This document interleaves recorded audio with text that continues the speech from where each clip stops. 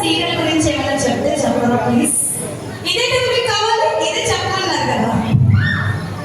Hello everyone.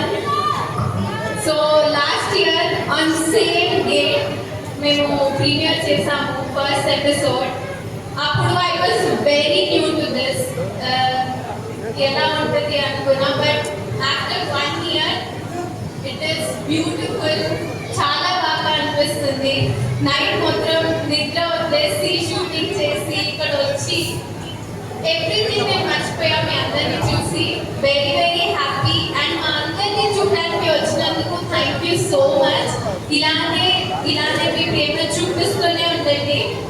ఒకటి ఏమనిపించిందంటే, సీరియల్లో నన్ను చూస్తున్నప్పుడు ప్రతి ఒక్కరు తిట్టుకొని ఉంటారు కదా, తిట్టుకొని ఉంటారు. సో జనాల మధ్యకి వెళ్తున్నా నన్ను ఏమైనా కొడతారా అనుకున్నా, బికాస్ నేను చేసే వాళ్ళ అమ్మాయి సీరియల్లో. But you guys are so warm, చాలా మంచిగా రిసీవ్ చేసుకున్నారు పొద్దున టెంపుల్లో అండ్ ఇక్కడ వచ్చాక కూడా. Thank you so much silsila. We will never forget you guys.